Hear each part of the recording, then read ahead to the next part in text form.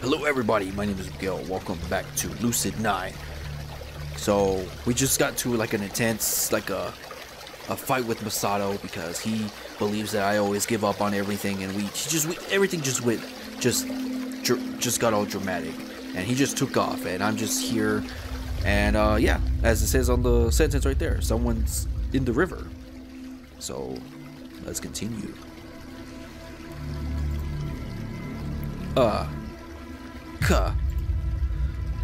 A guy's voice tears from the surface of the water as a brown head lurches upward. He gasps for breath, then resubmerges. He'll drown if I don't get him out. I tighten my grip against the railing, shaking off my shoes and tossing my jacket to the side. My hands are clammy against the sleeves of my shirt. Calm down. It's just a little water. I can handle a little water. I take a deep breath and hoist myself over the railing, diving cleanly into the river. Remember the lessons. Cold, slimy liquid swirls around me, slicking up every inch of my arms and legs. It stings my nose with a bubbly laugh. No way out. Panic wells up my throat and grips my throbbing jaw. I push myself blindly in the boy's direction, my legs flailing throughout the undercurrent. Remember the lessons. Remember. Lift, breathe, scoop, lift, breathe. The undercurrent suddenly jerks to life, throwing me into a terrifying spin. I pinwheel through the darkness, grasping violently for any kind of stability. No. Something grips the edge of my shirt and drags me down. A hand? Is he grabbing me? No. Water floods into my nostrils, burning down my throat. My vision spins to black. I'm home. Mizu. Hey, Yams. Where's Mom and Dad? Shopping again. Found a new cookie recipe. Uh-oh. Did they make dinner? No. When'd they say they'd be back? Okay. Guess we're making dinner. Wait, what? Look, Yams. There's noodles, spinach, carrots, mushrooms, chicken. Let's make noodle soup. We're not tall enough to cook on the stove, sis. Oh? Hey, let's stand on boxes. Boxes? What if they break? They won't break. Probably. Here, I'll get them from the garage. Mizu? Yep, here we go. They're big and empty. Perfect. Isn't that a bad thing? We can do anything if we try hard enough, Yams. Okay, first we need to fill the pot with water. You get this end, I'll get this end. Huh. Heavy. Oof. Ooh, see, that wasn't so bad. How do we turn the stove on again? I don't know. Helpful, Yams. This? No, this. I know, this. I'm turning the knob, but it won't turn on. Maybe it's broke. Hey, here's a box of matches. Uh-oh. Okay, so we just strike it like this. Whoops. The carpet's on fire. Whoopsie. It's okay, look, a little water and it's gone. Let's try it again. I can't watch. And there. Okay, Yama, turn the stove to high and stand back. What are you doing? I'm gonna toss the match at the stove. 3, 2, 1, hiya! See? Told you it'd work. I feel dizzy. Now, class, let's try learning how to pronounce some more of these tough words. Open your workbooks to... Excuse me? Class, calm down. That's who it was. That's the farting sound. Calm down this instant, or you will be visiting the principal's office. Are you gonna send your whole class to the principal's office, bruh? Oh, nice. And they get quiet. That's... Thank you. Now, who would make such an uncouth, rude noises? The person who tells me first will get a piece of candy.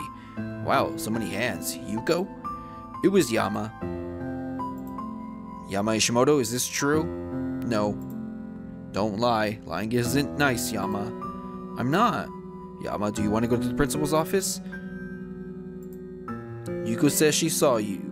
Yuko says she saw you. We know you did it, Yama. But I didn't! Don't take that tone with me, young man. You're going to the principal's office. But...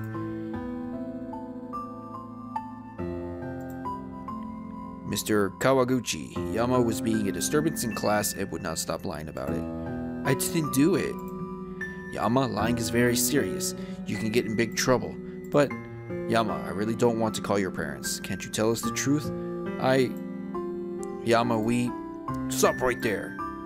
Ah, Mizu, thank goodness. Maybe you can talk some sense into your brother. The only person I'll be talking sense into is you, both of you. Mizu, I don't appreciate this disrespectful attitude. You're adults, you should know better. What if Yuko was lying, huh? She lies all the time. How dare you? Yuko is my top student. Yeah, so she knows she can get away with it. Mizu Ishimoto, I will not stand for this. You are being incredibly rude. And you are being incredibly unfair. Yama wouldn't make bad noises, and he definitely wouldn't lie. That's it, I'm calling your parents. They need to teach you some proper respect. Jesus, these teachers are dicks. And the principal's a dick. You want my respect? Then earn it. Come on, Yama, we're going home.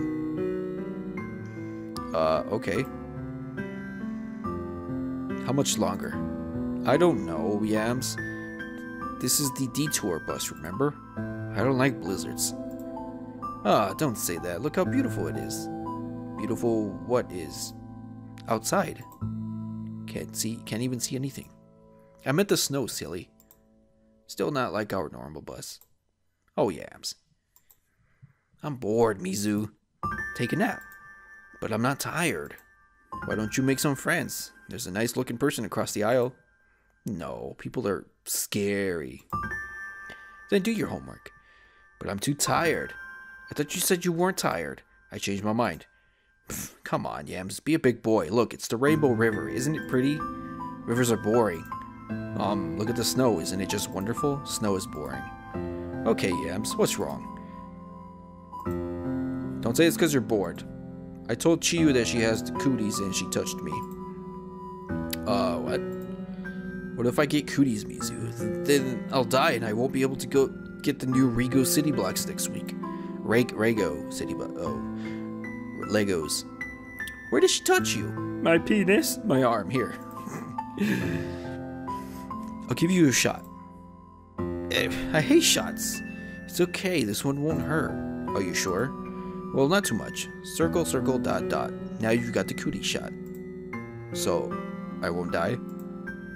Yeah. That's what shots do, right? Yeah. Thanks, sis.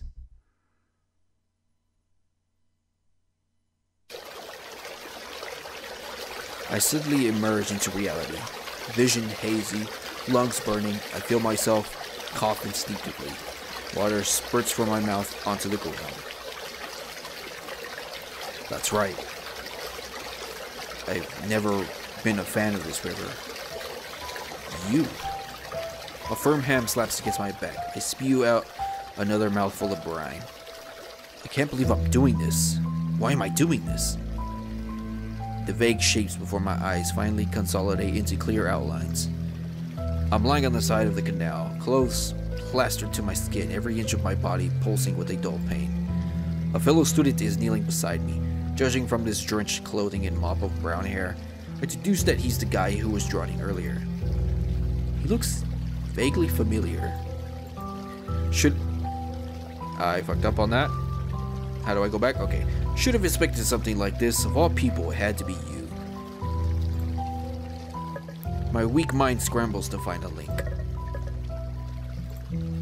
You're Shoji. I didn't know I made such a forgettable impression. His impression was anything but forgettable. What throws me off is his face. His eyes, once clear, are dull and haggard with exhaustion. His skin is pallid and unsightly.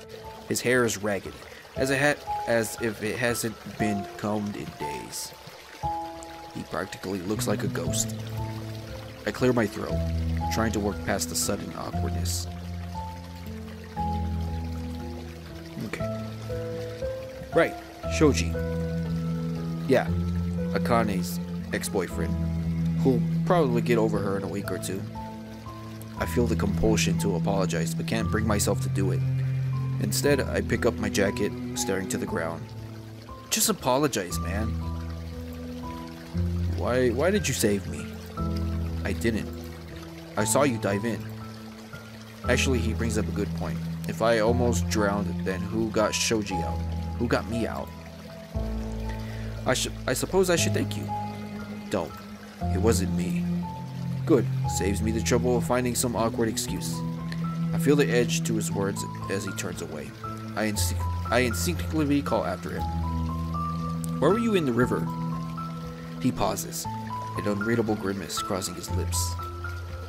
You're the genius. Figure it out. He disappears into the street, leaving nothing but a scattered trail of water behind him. I stare into the sky for a long moment, huddled against the slight warmth of my dry jacket. Who saved us? Why? I fist my hands into the hem of my jacket, collapsing back to the ground. Useless. Again. Couldn't even swim in a pathetic little canal. Not only would I have failed to save Shoji, but I would have just drowned myself. I should be over it. I should be fine just now. 10 years. I lace my fingers through the sparse blades of grass by my head until they dig into my skin. Too many names. Shoji, Yahiko, Masato, Mizu. Can't do anything about them. You're the genius. Figure it out. I sit up abruptly, a sudden possibility crossing my mind. Could Shoji have been the next target?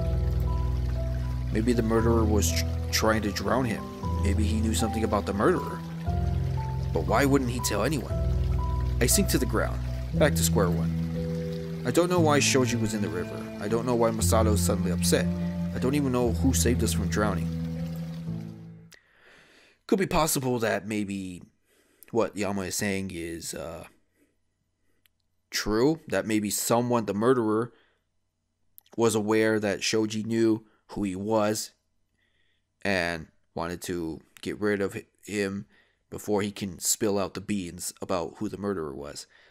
Or, this was my theory, that because of his girlfriend going missing and murdered, because that was also the possibility that the missing students ended up being murdered, and he was so like depressed and so sad about his girlfriend being gone, his girlfriend Akane being gone, that he just couldn't handle being out in the real world anymore, because he faced the reality of just him just being super lonely. He had his friends to, help him out, but I guess to him it wasn't enough. So he tried to end his own life, basically. Just falling into the river and drown to death, basically. Hoping that no one would just ever find him. He would just go missing, but not by the murderer, just himself.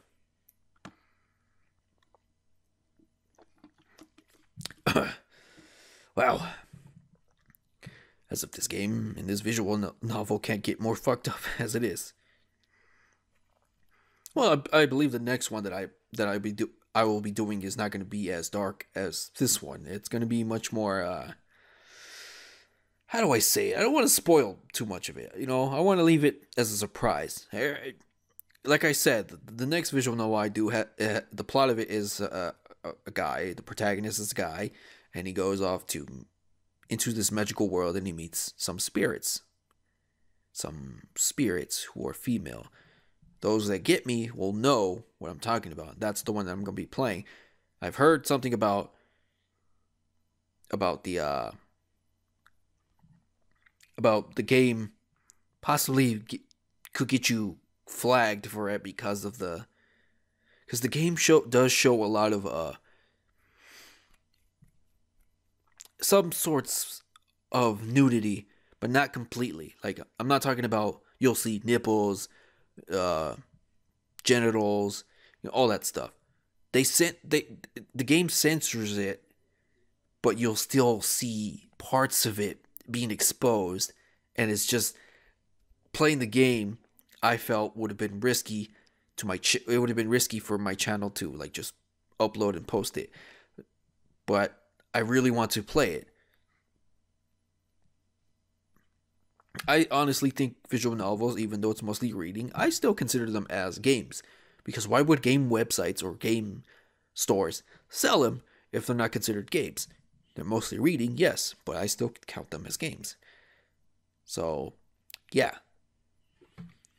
So, I'm going to end it here to start the next scene. Normally these episodes, when I first started this series, would be like 20-25 minutes, possibly to a half hour when shit gets interesting. I'm gonna just keep this one short, and then we'll pick up in the next video. So thank you guys so much for watching. If you guys like this video, give this video a thumbs up. It'll help me a lot. I'll greatly appreciate it. Until next time, see you guys in the next video. Bye for now.